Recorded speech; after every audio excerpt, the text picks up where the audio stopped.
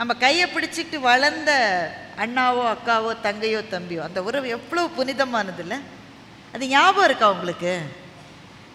வீட்டில் வசதி ரொம்ப இல்லை, சில சமயம் தலை ஒரு தலைன்னு தான் இருக்கும், அது அப்பா எடுத்துகிட்டு போயிடுவார். அம்மாவினுடைய புடவையை விரித்து சகோதரிக்கு பக்கத்தில் படுத்துக்கிட்டு இரவெல்லாம் கிசு கிசு கிசு கிசு கிசுன்னு பேசி சிரித்தோமே, உங்களுக்கு ஞாபகம் இருக்கிறதா? அம்மா உள்ள சத்தம் போடுவாங்களே, என்னடி சிரிப்பு நடுராத்திரியில் பேய் மாதிரி அப்படின்னா ஒரு 5 நிமிஷம் சும்மா இருந்துட்டு 5 நிமிஷத்துக்கு பிறகு திரும்பி வெடித்து சிரித்தோமே, ஞாபகம் இருக்கிறதா உங்களுக்கு? அண்ணனும் தம்பியும், என் தம்பியை எவன்டா அடித்தவன் அப்படின்னு அண்ணன் உங்கள் கிளாஸுக்கு வந்து மிரட்டினானே, அது உங்களுக்கு ஞாபகம் இருக்கா? அப்படித்தானே ஆரம்பித்தோம் வாழ்க்கையை. எந்த புள்ளியில் விலகினோம்? எந்த நேரத்தில் நம்முடைய பாதைகள் பிரிந்தன? எந்த கட்டத்திலிருந்து நம்ம வீட்டில் இருக்கிற செய்தியெல்லாம் அவங்களுக்கு சொல்ல வேண்டான்ற முடிவை எந்த கட்டத்திலே எடுத்தோம்? அண்ணன் பொண்ணுக்கு கல்யாணம் நிச்சயம் இருக்குன்ற செய்திய 3வது மனுஷன் மூலமா கேள்விப்பட்டு மறைவிலே அழுத தம்பிகள் இங்கே எத்தனை பேர் இருக்கிறீர்கள்? ஏன் சொல்லல அண்ணன்? ஏன் சொல்ல? அவங்க மனைவி சொல்லியிருப்பாங்க, இப்பவே சொல்ல வேணாம், கொஞ்சம் எல்லாம் துவானத்துக்கு அப்புறம் சொல்லலாம், அவங்க வீட்லேயும் ஒரு பொண்ணு இருக்குது, அதுக்கு இன்னும் நிச்சயமா இல்லை, ஒரு கண்ணை போல் இன்னொரு கண்ணு இருக்காது அப்படின்னு சொன்னதுக்காக அண்ணன்ட்ட கூட சொல்லாமல் அப்புறமா சொல்லலான்னு தள்ளி போட்ட சில பேர் இருக்கத்தானே செய்கிறாங்க. அப்போ இவ்வளவு நம்பிக்கையின்மைக்கு மத்தியில் இதோ நான் சந்தித்த ஒரு குடும்பம், எங்கள் வீட்டுக்காரரு, பிள்ளைங்க, மகன், மருமகள் எல்லாரையும் கூட்டிகிட்டு வந்திருக்கலாம் தானே, ஜாலியாக இருக்கும் தானே? ஜாலியாக தான் இருக்கும். ஆனால் நாங்கள் ஒருத்தருக்கு ஒருத்தர் பேசிக்கிற மாதிரியான ஒரு சந்தோஷம் அதில் இருக்காது. ஏன் உங்களுக்கு மிடில் ஏஜ் வந்த பிறகு உங்கள் அண்ணனையோ தம்பியோ அக்காவையோ தங்கையோ விட்டுறாதீங்கன்னு நான் ஏன் கேட்குறேன்? உங்கள் இறந்த காலத்தோடு உங்களுக்கு இருக்கிற ஒரே தொடர்பு அது மாத்திரம்தான். அப்பாவும் அம்மாவும் விடை பெற்று போய் விடுவார்கள் ஒரு கட்டத்துக்கு பிறகு, வேற வழி இல்லை. அதுதான் இயற்கையினுடைய நியதி. நீங்க சின்ன பிள்ளைல எப்படி இருந்தீங்க? உங்களுக்கு எது பிடிக்கும் எது பிடிக்காது? ஓடி போய் சிவாஜி சார் படத்துக்காக கியூல நின்று டிக்கெட் கிடைக்கலன்னு அழுதவன் ஞாபகம் இருக்கா அப்படின்னு உங்க பிள்ளைகிட்ட சொன்னா, இவன் வேற வேலை இல்லை, நெய்யின்னு இதையே சொல்லு. ஆனால் இதை உங்கள் சகோதரிட்டையோ சொன்னால் அவங்கள ஆமாம் இல்லை எப்படி அழுதோம் இல்லை அன்றைக்கி டிக்கெட் கிடைக்கலன்னு. இப்போ இறந்த காலம் என்பது எவ்வளவு இனிமையானது. அதுக்கு நம்ம திரும்பி இனிமேல் போக முடியாது. நம்ம வசித்த சின்னஞ்சிறு வீடுகளுக்கு இனிமேல் பயணம் செய்ய முடியாது. ஆனால் சகோதரனும் சகோதரியும் இருக்கிற வரை விட்டுறாதீங்க, கையை பிடிச்சிக்குங்க, கெட்டியமாக பிடிச்சிக்குங்க. சில சமயம் நம்மளை இரிட்டேட் பண்ணுற மாதிரி தான் இருப்பாங்க, அதையும் ஒத்துக்கணும். என்ன இரிட்டேட் பண்ணாலும் அந்த உறவினுடைய தனித்துவத்துக்கு நிகர் என்பது எதுவும் கிடையாது. அப்போ இவ்வளவு நம்பிக்கையின்மை வாழ்க்கையில் இருக்கிறது. ஆனால் ஏதோ ஒரு நம்பிக்கை என்கின்ற மலர் சில சமயத்தில் பூக்கத்தானே செய்கிறது. அப்போ இந்த வாழ்க்கை என்பது நம்பிக்கையா நம்பிக்கை இல்லையா? அதுவும் இருக்கு இதுவும் இருக்குன்னே நம்ம பேசிட்டு போயிடுச்சு. சில பேர்ல எங்க நடுவர் அப்படி செய்ய மாட்டாரு, சில பட்டிமன்றங்களில் இதுவும் சரி அதுவும் சரி தீர்ப்பு கொடுக்குற மாதிரி ரெண்டுமே இருக்குன்னு நம்ம பேசிட்டு போயிடுச்சுன்னா வாழ்க்கை என்பது நம்பிக்கையா நம்பிக்கையின்மையா? எது இந்த வாழ்க்கை? உங்களை பார்த்து ஒரு கேள்வி கேட்கிறேன். சகிக்கவே முடியாத துயரங்கள் சில பேருக்கு ஏன் வருகின்றன? They don't deserve it ன்னு நாம நினைக்கிறோம். They don't deserve it. ஐயோ, தாங்கிக் கொள்ளவே முடியாத துயரங்கள் சில பேருக்கு ஏன் வருகின்றன? வருது. ஜெயமோகன் அதை பற்றி ஒரு சம்பவத்தை சொல்கிறார், எழுத்தாளர் ஜெயமோகன். ஜெயமோகனுடைய குரு நித்திய சைத்தன்ய யதி என்கின்ற ஒரு துறவி. தன்னுடைய குருவிடம் ஜெயமோகன் சார் பேசிக்கிட்டு இருக்காங்க. ரெண்டு பேரும் சோலாஸ் பீரியடில் இங்கே நடனம்லாம் எப்படி இருந்ததுன்றதை பற்றி பேசிக்கிட்டு இருக்காங்க. எனக்கு நான் சொல்கிறது புரியுதா? குருவும் ஒரு சீடரும் பேசிக்கொண்டிருக்கிறார்கள். அந்த குரு கலைகளில் பேரார்வம் கொண்டவர். அதனால் தன்னுடைய மாணவர்கிட்ட அவர் கேட்குறாரு, சோழர்கள் ஆட்சி செய்த காலத்தில் நம்ம சிற்பங்களை பற்றி கேள்விப்பட்டிருக்கோம், கோயில் கட்டினாங்கன்னு கேள்விப்பட்டிருக்கோம், டான்ஸ் அண்ட் ட்ராமா எப்படி இருந்தது சோலாஸ் பீரியடில் அப்படின்னு குரு கேட்கிறாரு. இந்த மாணவர் பதில் சொல்ல ஆரம்பிக்கிறாரு. வாசல் ஆட்டோ நிற்குது. ஆட்டோலேருந்து ஒரு அம்மா இறங்குது. அந்த அம்மாவை பார்த்த உடனேயே இந்த எழுத்தாளருக்கு பகீர்னுது. இது துயரம் என்பது மொத்த உருக்கொண்டு ஒரு மனுஷ வடிவத்தில் இருந்தால் எப்படி இருக்கும்? அந்த அம்மா அப்படி இருக்காங்க. துயரமே ஒரு வடிவாகி இருந்தால் எப்படி இருக்கும்? அந்த அம்மா அப்படி இருக்கு. கூட ஒருத்தர், அநேகமாக தம்பியோ அண்ணனோ, அவங்கள கைத்தாங்கல பிடிச்சிட்டு வராங்க. அந்த அம்மாவில் நடக்க முடியல, நிற்க முடியல. அந்த அம்மாவுக்கு அப்படியே கைத்தாங்கல கூட்டிகிட்டு வராங்க. இப்போ குருவை பார்க்க வந்திருக்காங்க. இவர் பேச்சை அப்படியே நிறுத்திட்டு அங்கே போகிறாரு. அந்த அம்மா வருது, அப்படியே கைத்தாங்கல வருது. இவரை பார்த்த உடனே அப்படியே நெடுஞ்சான் கிடையா தரையில் விழுந்து கதறி கதறி கதறி கதறி அந்த அம்மா அழுது. பேச முடியல, அழுகை. அப்படி ஒரு அழுகையை மனித வாழ்க்கையில் ஒருத்தர் சந்திச்சிருக்கவே முடியாதுன்ற அழுவு கதறி அழுது. கூட வந்திருக்கிற தம்பி சொல்கிறார், இவங்க டீச்சராக ஒர்க் பண்ணிட்டு இருந்தாங்க. ரொம்ப கல்யாணம் ஆகி 6 மாதத்துக்குள்ளே கணவர் இறந்துட்டார் ஒரு விபத்தில். அப்பா அந்த அம்மா கர்ப்பமாக இருந்தது, ஒரே ஒரு பையன். அந்த உயிரே அந்த பையன்தான், உயிரே பையன்தான். பையனுக்காகவே வாழ்ந்தாங்க. பையனுக்கு இப்போ தான் 1 மாதம் முன்னாடி 22 வயசாச்சு, காலேஜுக்கு போகிறான். அவன் ரொம்ப நச்சரிச்சான்னு அந்த அம்மா காசெல்லாம் போட்டு ஒரு பைக் வாங்கி கொடுத்தது. பைக் வாங்கி கொடுத்த ஒரே வாரத்தில் ஒரு சாலை விபத்தில் மகன் இறந்துட்டான். இந்த அம்மாவுக்கு என்ன இருக்கு, ஏதாவது இருக்கா இனிமேல் வாழ்க்கையில்? உங்களை பார்க்க கூட்டிகிட்டு வந்தோன்னு அந்த தம்பி சொல்கிறான். அந்த அம்மா அழுவுது அழுவுது அழுவுது, அப்படி அழுவுது. அழுகையிலேயே தன்னுடைய துயரை கடந்து விடுவது போல அந்த பெண் அழுதாள் என்று எழுத்தாளர் எழுதுகிறார். அழுது முடிச்ச உடனே குரு சொன்னார், ஒவ்வொருத்தருக்கும் கர்ம வினை என்பது இருக்கிறது. இந்த கர்ம வினையை கடப்பதற்கு வேறு வேறு மார்க்கங்களை ஒவ்வொரு மதமும் சொல்லுகிறது. சில மதங்கள் கர்மா தியரியை ஒத்துக்கொள்வதில்லை. ஆனால் கர்மா என்பதை ஒத்துக்கொள்ளுகிற மதங்கள் அந்த கர்மத்தை கடப்பதற்கு எவ்வளவோ வழிகளை சொல்லுகிறது. சில பேர் தவம் செய்கின்றாங்க, சில பேர் பரிகாரம் செய்கின்றாங்க, அங்கே செய் இங்கே பண்ணு, தானம் கொடு, எல்லாம் சொல்கிறாங்க.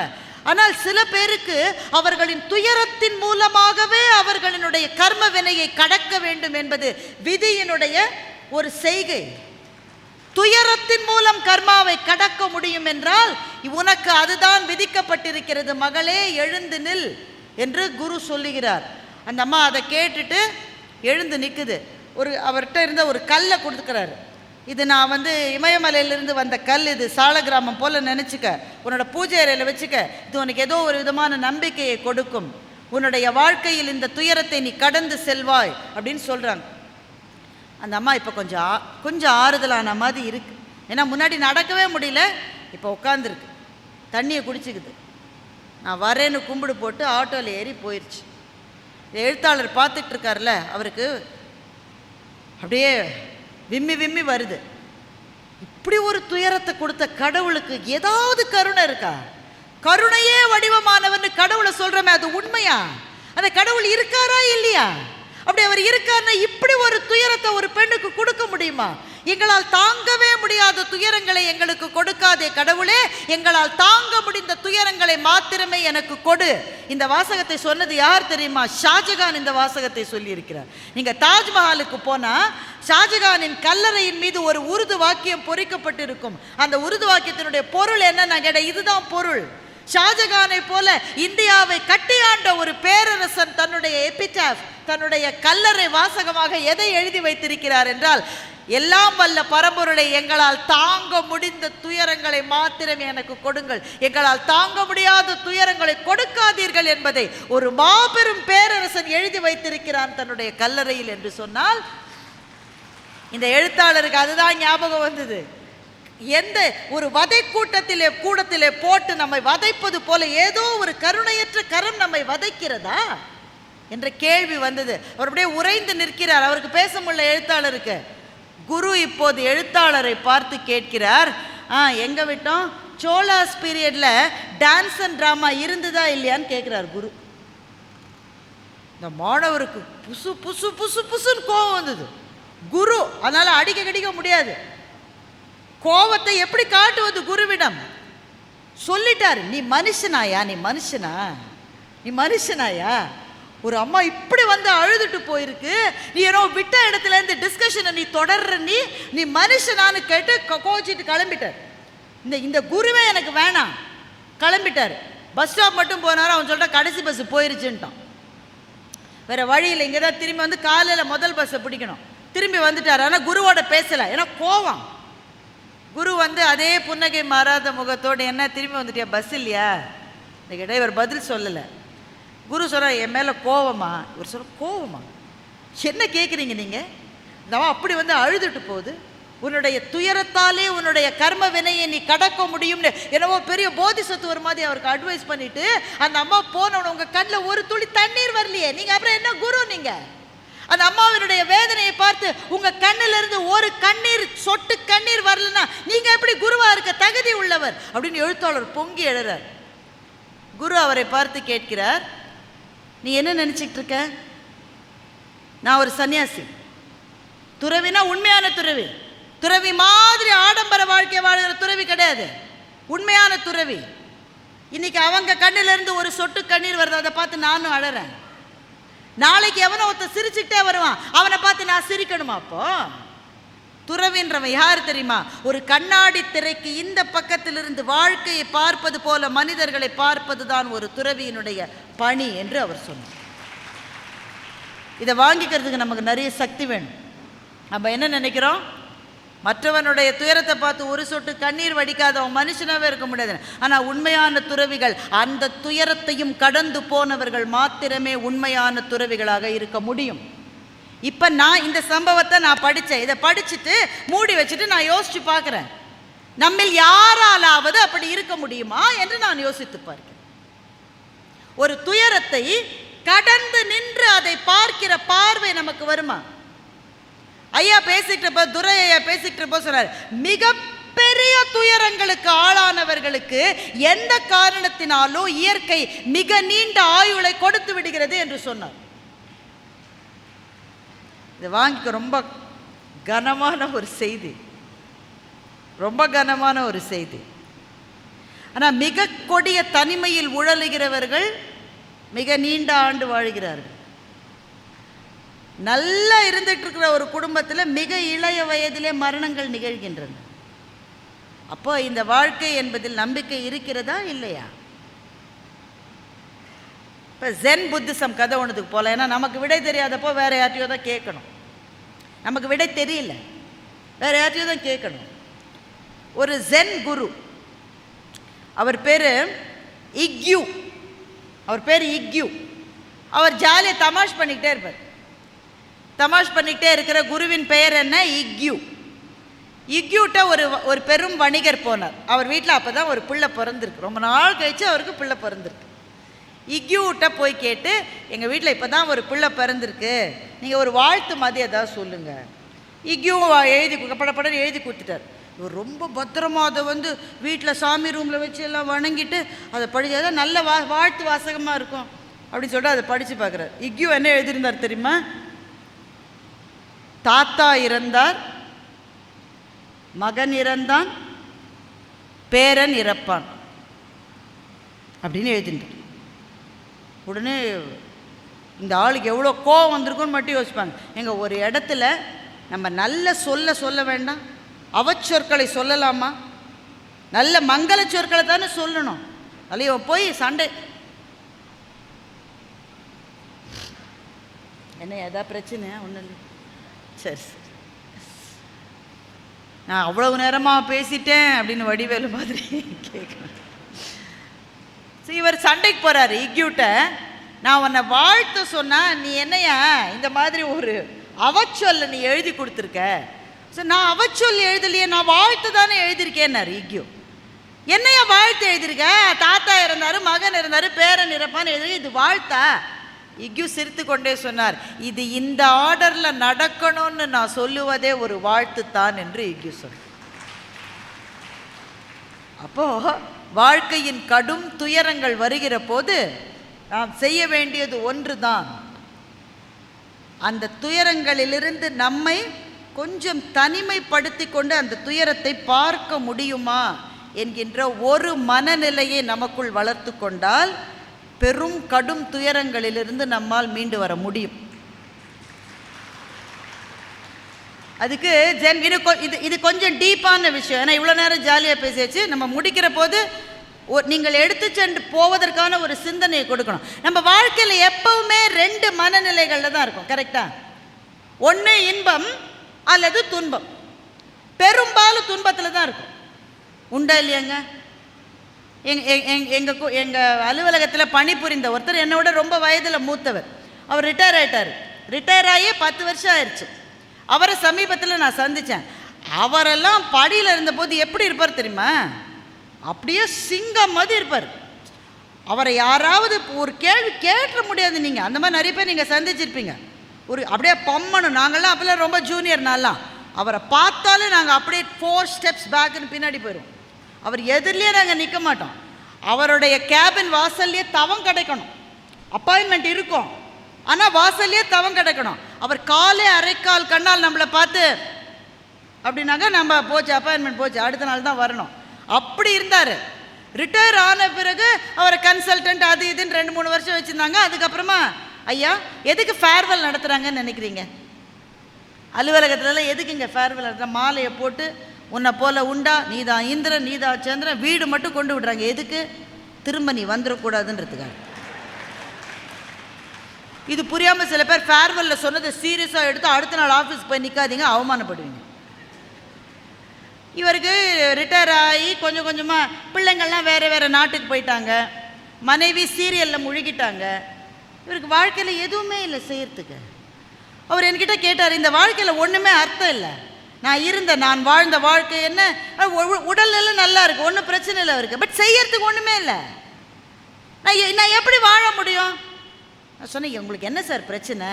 அவன் சோத்துக்கே வழி இல்லாமல் எவ்வளோ பேர் தெருவில் இருக்காங்க. உங்களுக்குலாம் என்ன பிரச்சனை? வீட்டில் கார் வச்சுருக்கீங்க, ஒய்ஃப் நல்ல ஹெல்த்தில் இருக்காங்க, உங்கள் ஹெல்த் நல்லா இருக்குது, பெரும் பணியில் இருந்து ஃபுல்லாக ரிட்டையர் ஆகி நல்லபடி ரிட்டையர் ஆகிறதே ஒரு பெரிய போனஸுங்க. அவன் ரிட்டையர் ஆகிறதுக்கு முந்தின நாள் தான் பெரிய சார்ஜ் ஷீட் வருது. நீங்கள் நல்லபடி ரிட்டையர் ஆகிருக்கீங்க, எவ்வளோ பெரிய விஷயம் அது. காசில் ஒன்றும் பிரச்சனை இல்லை, நல்ல காசு வச்சுருக்கீங்க, நினச்சா பயணம் செய்கிறீங்க. இதுக்கெல்லாம் நீங்கள் ஒன்றுமே கம்ப்ளைண்டே பண்ணக்கூடாது சார்னு நான் சொன்னேன். அடுத்த 1/2 மணி நேரம் பேசினேன். இப்போ நான் இங்கே பேசுனதோடு அதிக நேரம் பேசினேன். என்னை சுற்றி இருக்கிற ஒரு பயம் சரியில்லை. என் தம்பி இருக்கான் பாரு, அவனோட மோசமானவனத்தனை இது மட்டும் நான் பார்த்ததில்லை. எத்தனை பேர் ஆஃபீஸில் நான் வளர்த்து விட்டுருக்கேன். யாருக்குமே நன்றி கிடையாது. இந்த உலகமே நன்றியற்றவர்களோட உலகம். எல்லாத்தையும் விட என் வீட்டுக்காரமாக இருக்கேன். என்னை மதிக்குதா? நான் ஏதாவது ஒன்று செய்ய சொன்னால், நான் ஒரு நாள் கேட்டேங்க, என்னங்க பெரிய விஷயம் என்ன கேட்டேன், ஒரு மீன் குழம்பு பண்ண, மீனே வாங்கலைன்னு சொல்லிடுச்சு. அடுத்த நாள் மீன் வாங்கிட்டு வந்து மீன் குழம்பு வையின, புளியே இல்லை, நீ குழம்பே வைக்க முடியாதுன்றுச்சு. வீட்டுக்காரமாக கூட என்னை மதிக்கிறது இல்லைங்க. ஒரு பையன் மதிக்கிறது இல்லை. டிவியை திறந்து பாருங்கள், எல்லாரும் கால்னு கத்திட்டு இருக்காங்க. ஒருவேளை என்னை சொன்னாரோ என்று நான் யோசிக்கிறேன்.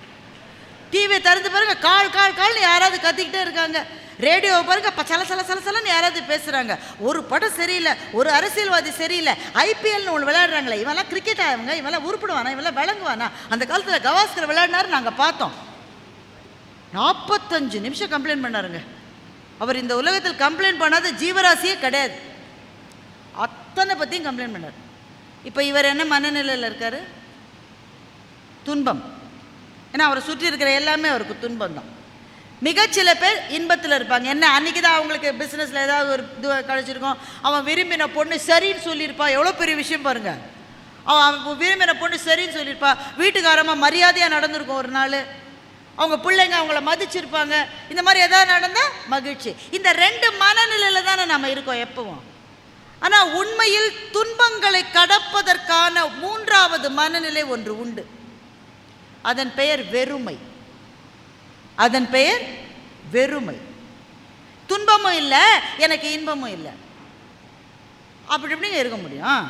ஒன்று நீ வருத்தப்படணும், இல்லை நீ சந்தோஷப்படணும். 2ம் இல்லாமல் நீ எப்படி இருக்க முடியும்?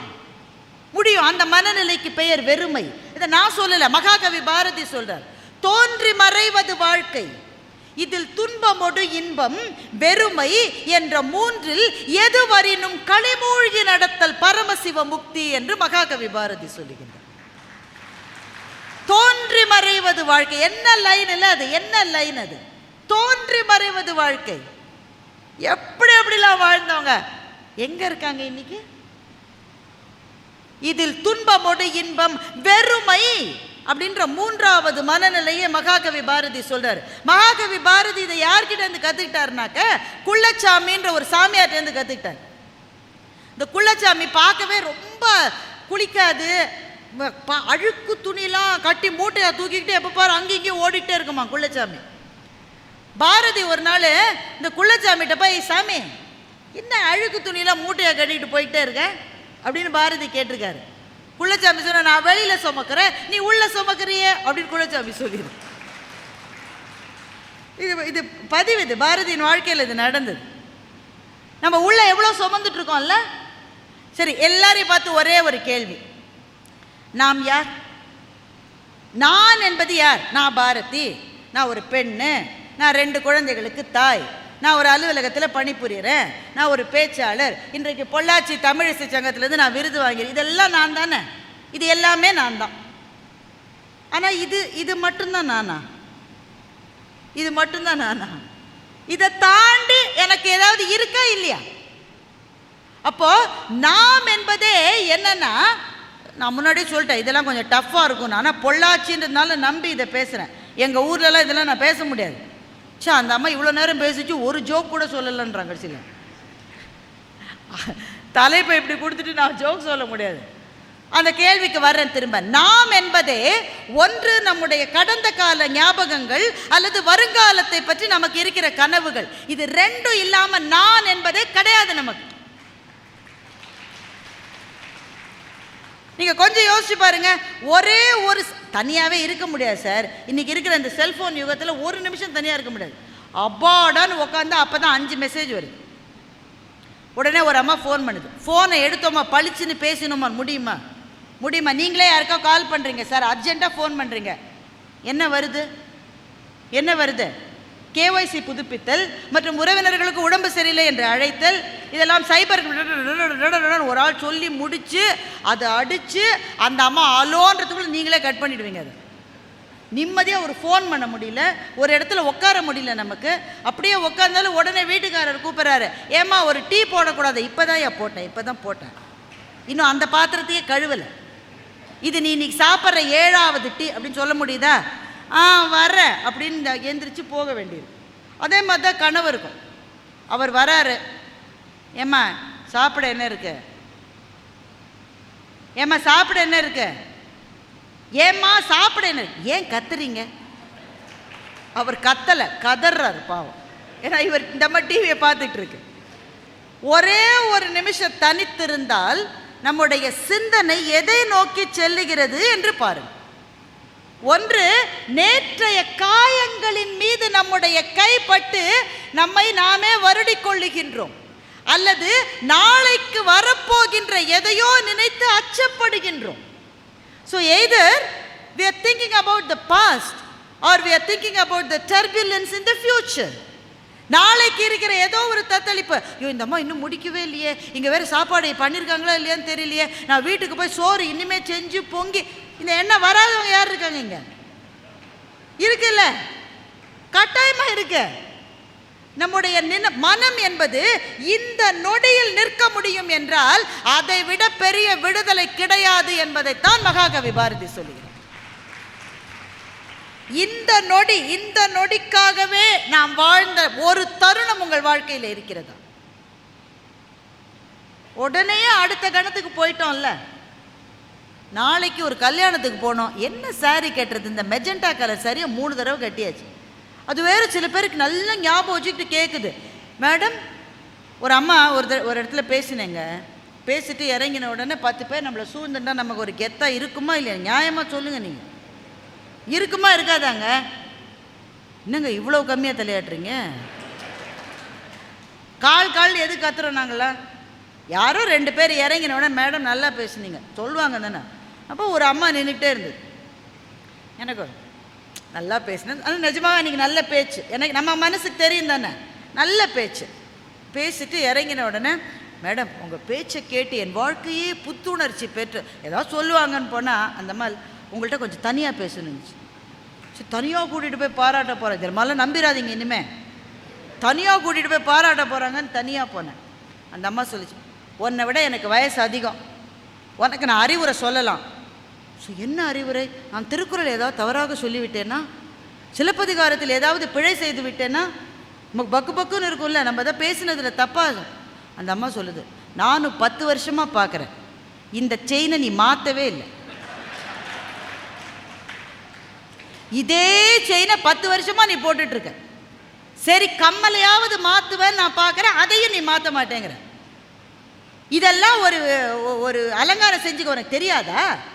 அந்த அம்மா காட்சி 70 வயசு. இப்போ எல்லாருமே என் பேச்சைத்தான் கவனித்தார்கள் என்று நான் நினைப்பது எவ்வளவு பிழை பார்த்தீங்களா? அந்த அம்மாவுக்கு நான் செயினையும் தோடலையும் மாற்றலைன்றது பெரிய விஷயமா இருந்திருக்கு அந்த அம்மாவுக்கு. இப்போது நமக்கு உடனே அடுத்த தடவை மேடைக்கு ரெடி ஆகிற போது நமக்கு தோணுது, ஏதாவது ஒன்றத்தை மாற்றலாமா? அந்த அம்மா வேறு சொல்லியிருக்கேன். அப்போ நம்ம சிந்தனைகள் எப்படி இருக்கு? ஒன்று, நேற்றைக்கு நடந்ததை பற்றிய கவலைகளினுடைய பிராண்டல்கள், அல்லது நாளைக்கு என்ன வருமோ என்கின்ற தவிப்புகள்.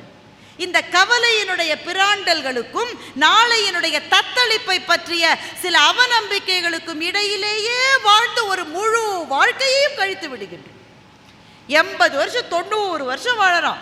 ஒரு நொடி, ஒரே ஒரு நொடி, அந்த ஒரு நொடிக்காக மாத்திரமே வாழ்ந்த வாழ்க்கை என்பது யாருக்கு கிடைக்கிறது? அப்படி யாருக்காவது கிடைத்தால் அவர்கள் அந்த வாழ்க்கையை முழுவதுமாக நேசிக்கலாம். ஏனென்றால் அந்த வாழ்க்கை களி. அதைத்தான் மகாகவி சொல்லுகிறார். தோன்றி மறைவது வாழ்க்கை, துன்பமோடு இன்பம், வெறுமை என்ற மூன்றில் எதுவரினும் களி மூழ்கி நடத்தல் பரமசிவமக். எல்லாமே சந்தோஷம்தான். இந்த மனநிலை நமக்கு வந்துருச்சுனாக்க வாழ்க்கையின் மீது நம்பிக்கை வரும். இந்த மனநிலை. ஏன்னா வாழ்க்கை மீது ஏன் நம்பிக்கை வரல? அவன் எனக்கு தப்பு பண்ணிட்டான், இவன் எனக்கு தப்பு பண்ணிட்டான், அவன் சரியில்லை, இவன் சரியில்லை. நீ இப்போ என்ன பண்ணிட்ட? எல்லாத்துலேயும் டிட்டாச் ஆகிட்ட, நீ தனியாக நிற்கிற. அவனை பார்த்தா எனக்கு பரிதாபமாக இருக்கு, பரிதாபமாக இருக்குது. சில பேர் ரொம்ப பொறாமப்படுறாங்க சார், சில பேர் ரொம்ப பொறாமப்படுறாங்க. இன்னும் ஒரு 10 நிமிஷம் எடுத்துக்கலாமா? டைம் ஆயிடுச்சா? சரி. அவர் முழு மனசாக சொல்லலை, அதாவது 5 நிமிஷத்தில் முடிச்சு. சில பேர் ரொம்ப பொறாமப்படுறாங்க. நமக்கு வெற்றியே அடையலை. இன்னும் நாமே தட்டு தடுமாறி முதல் கட்டத்தில் தான் படி வச்சுருக்கோம், அதுக்குள்ளே அப்படி பொறாமப்படுறாங்க. கண்ணதாசன் அவர்களை பார்த்து ரொம்ப அழகாக சொன்னார், இக்கரைக்கு அக்கறை பச்சை. என்ன பாட்டு தெரியுமா? அந்த மாதிரி ஒரு பாட்டெலாம் இனிமேல் வராதுங்க. அதுதான் இக்கரைக்கு அக்கறை பச்சை. என் வீட்டு கண்ணாடி என் முகத்தை காட்டவில்லை, இக்கரைக்கு அக்கறை பச்சை. என் கண்ணாடி என் முகத்தையா காட்டுது? ஒருத்தன் கார் வாங்கியிருக்கான், தொடச்சி அழகாக வச்சுருக்கான். அதில் சின்ன கீரல் வந்தால் கூட உயிரை போகிற மாதிரி தொடச்சி வைக்கிறான். திடீர்னு காரை துடைக்கிறத நிறுத்திட்டான். ஏங்க 6 மாதம் தொடச்சி வச்சுருந்தீங்க, ஏன் நிறுத்திட்டீங்க? பக்கத்து வீட்டுக்காரன் அதை விட பெரிய கார் வாங்கிட்டான். அப்போ இவன் காரை இவன் பார்க்கல, அவன் காரை தான் இவன் காரில் இவன் பார்க்குறான். என் வீட்டு கண்ணாடி என் முகத்தை காட்டவில்லை, இக்கரைக்கு அக்கறை பச்சை. கடல் மீது வீழ்ந்தவர்கள் வீழுங்கள், கனி மீது வீழ்ந்தவர்கள் உண்ணுங்கள், வழிச்சாலை கண்டவர்கள் செல்லுங்கள், போக வழியின்றி இருப்பவர்கள் நில்லுங்கள். அவனுக்கு என்ன கிடைச்சதோ அதை வச்சு சந்தோஷமா இருடான்னு கண்ணதாசன் நமக்கு சொல்லுகின்றான்.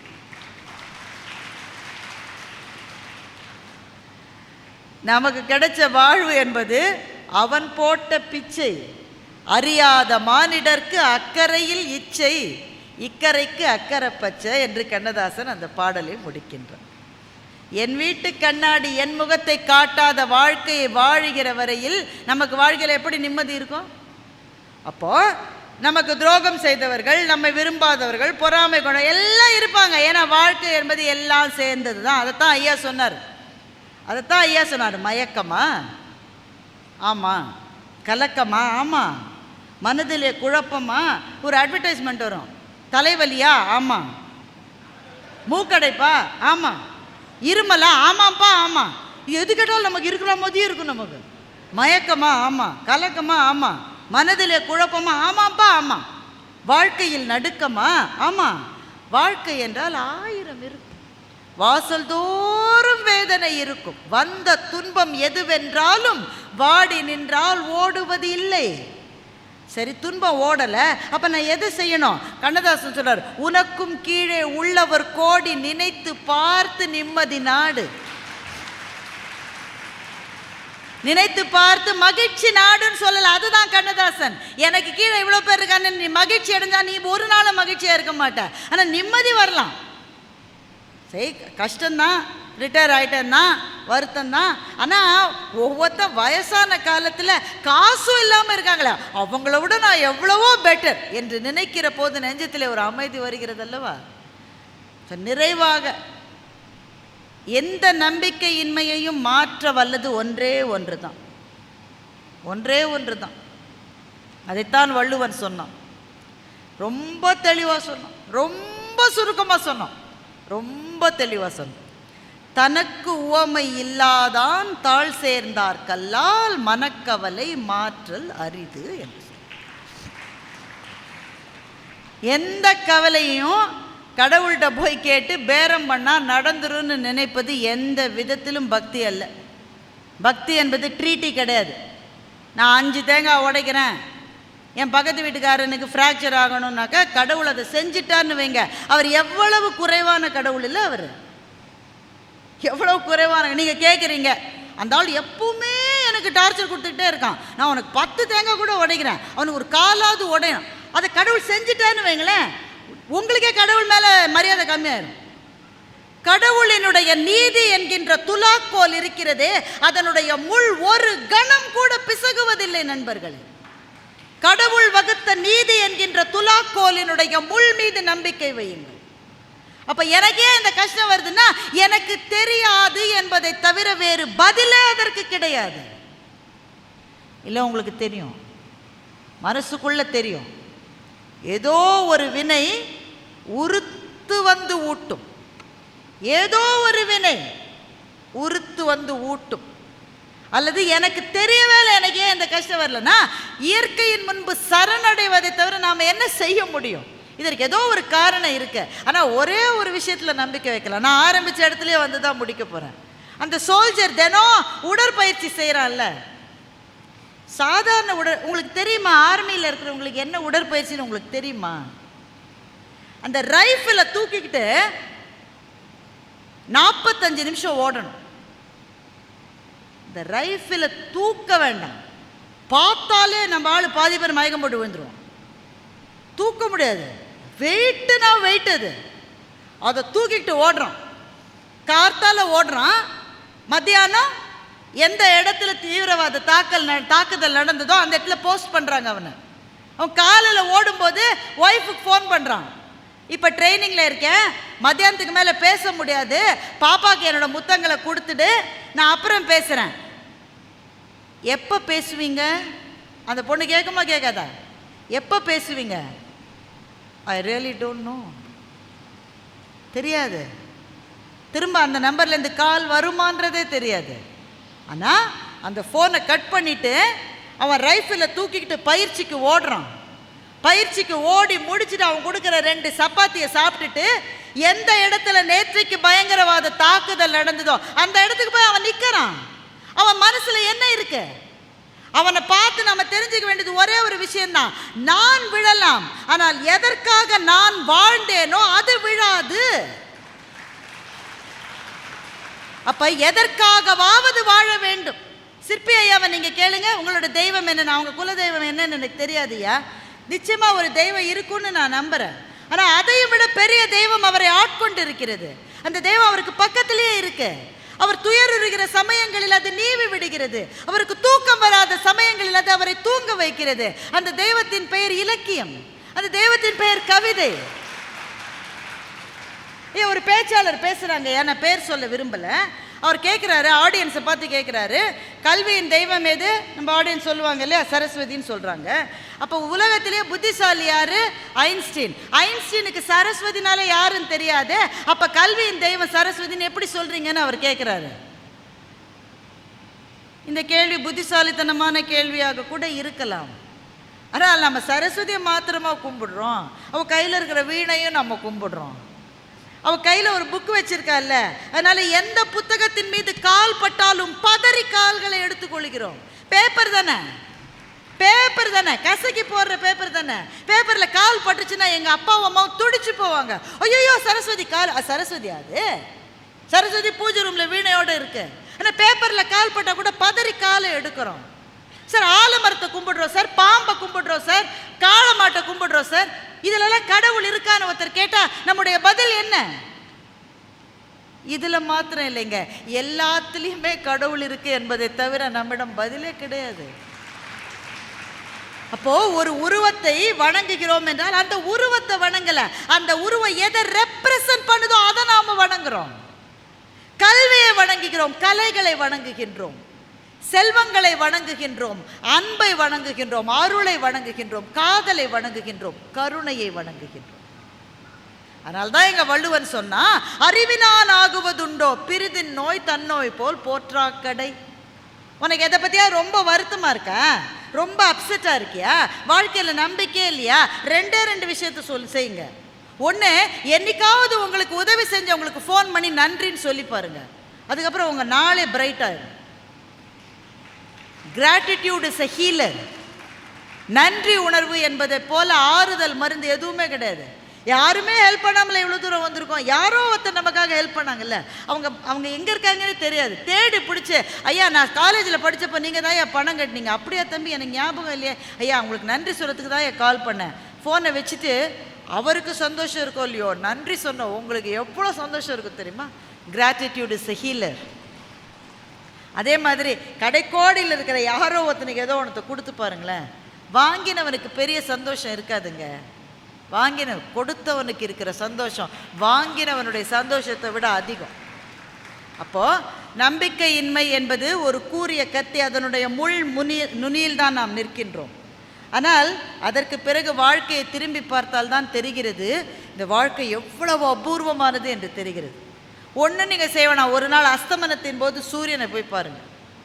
சூரியன் விழப்போகிறான், அவனை போய் பாருங்க, இரு கைகளையும் கூப்பி இந்த ஒரு நாளை எனக்கு கொடுத்தேப்பா ரொம்ப நன்றின்னு சொல்லி பாருங்களேன், வாழ்க்கை அழகாயிரும்.